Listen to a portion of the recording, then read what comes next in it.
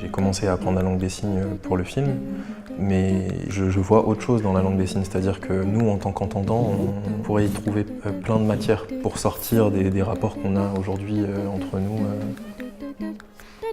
L'idée, c'était de leur permettre de s'épanouir en s'extirpant du verbe pour aller vers le corps, du coup la chorégraphie, la danse, etc. Mais aussi par tout type de communication qui vont être non-verbales. Donc le contact, le fait de réussir à se toucher, mais le fait aussi de se regarder, de se positionner corporellement face à quelqu'un. Et ensuite, un espèce de, entre guillemets, super pouvoir, c'est que ça leur permet en fait de développer des sens auxquels nous, on n'aurait pas forcément accès en tant qu'entendants. Et la première fois qu'il a envie de la toucher, l'idée c'est de montrer la volonté d'atteindre l'autre, qui va se manifester par une espèce de ghost, une présence d'onde blanche, qui va aller toucher en fait la personne avant la main par exemple, jusqu'à devenir des ondes à travers la table, à devenir des ondes de lui quand il s'énerve, où c'est son sentiment qui s'emporte, mais c'est pas lui physiquement.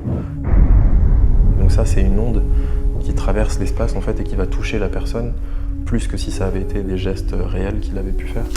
C'est de là que vient le traitement au trait, que ce soit juste du contour.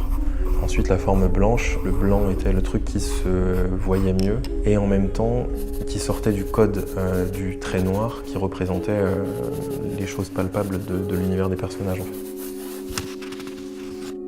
On arrive à lire beaucoup plus que ce qu'on veut bien croire sur la manière dont l'énergie d'une personne peut nous toucher. En tout cas, moi, ça m'arrive très fréquemment et c'est un peu là-dessus que je voulais jouer, quoi.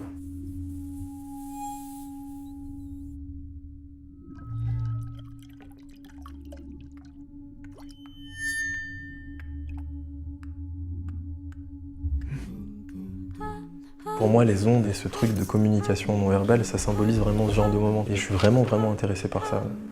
Pas mal de gens disent qu'on émettrait a priori un champ magnétique, ou en tout cas des choses, des ondes dans l'air qui ferait qu'on arriverait à se connecter de cette manière.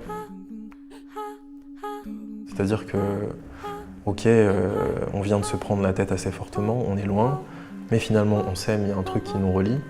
Le signal de détresse qu'elle lui envoie, malgré elle, arrive à être perçue, et cette perception, elle est très subtile. On voit quand même une toute petite onde dans les flaques qui va pousser les feuilles, quelques cailloux. Ensuite, il y a des plans, effectivement, on ne voit rien bouger, mais l'idée, c'était pour moi de faire en sorte que le spectateur soit cette onde, en fait, et qu'il l'imagine lui-même passer où il a envie de l'imaginer. Donc là, on rentre dans l'immeuble, la lumière grésille, on passe sous la porte, et là, c'est le fut du personnage qui se met à bouger. On le retrouve dehors, il est en train de courir parce qu'il a perçu quelque chose. Et c'est ce qui m'intéresse un peu, c'est cette espèce de part de hasard qui fait qu'à des moments, tu es pris par une intuition très forte et tu fais quelque chose, et c'est ce quelque chose qui est impalpable en fait. Donc l'idée c'était de jouer avec ça et donner une couleur à l'intuition en fait. Est-ce qu'on peut communiquer d'aussi loin? J'en sais rien et je sais pas à quoi je crois dans tout ça. Mais le fait est que ça me plaît beaucoup de regarder ce genre de moments passés en fait.